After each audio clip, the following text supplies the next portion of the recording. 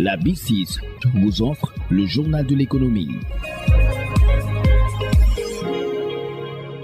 Bienvenue dans ce journal de l'économie. L'indice FAO des prix des produits alimentaires est resté à peu près stable au cours du mois de septembre. Selon l'Organisation des Nations Unies pour l'alimentation et l'agriculture, l'indice FAO des produits alimentaires a affiché une valeur moyenne de 121,5 points en septembre 2023. C'est un niveau presque identique à celui du mois d'août, car la baisse des indices des prix des huiles végétales, des produits laitiers et de la viande a compensé la hausse des indices des prix du sucre et des céréales. L'indice FAO des prix des céréales a baissé de 1% en septembre. Après 7 mois consécutifs de baisse, les prix internationaux du maïs ont grimpé de 7% en septembre. Cette hausse résulte de facteurs convergents d'une forte demande de marchandises en provenance du Brésil, un ralentissement des ventes des agriculteurs en Argentine et une augmentation des prix du fret fluvial dû au bas niveau du fleuve Mississippi aux États-Unis d'Amérique,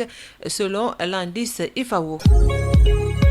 Parlons d'agriculture avec le ministère des Finances et du Budget. Des dispositions appropriées en vue de réunir les meilleures conditions pour un déroulement correct et un financement adéquat des opérations de collecte des productions agricoles sont prévues. Le ministre l'a fait savoir à l'occasion du Conseil national du crédit. Il a rappelé les efforts substantiels déployés par l'État au titre de la subvention des intrants agricoles pour un montant global de 100 milliards de francs CFA. Cette enveloppe est répartie avec 39 milliards pour les engrais, 29 milliards pour les semences, 17 milliards pour les céréales et les espèces diverses, 7 milliards pour les semences de pommes de terre, 2,3 milliards pour le soutien aux producteurs de coton. Selon le ministre, cette enveloppe a permis de relever le niveau de la subvention entre 37,50 et 100% selon le type d'intrants, semences ou engrais, contre 50% et 55% en 2022.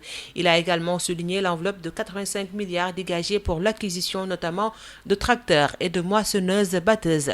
Les besoins de financement pour la collecte des arachides et du coton graines au titre de la prochaine campagne agricole sont estimés à une centaine de milliards de francs CFA.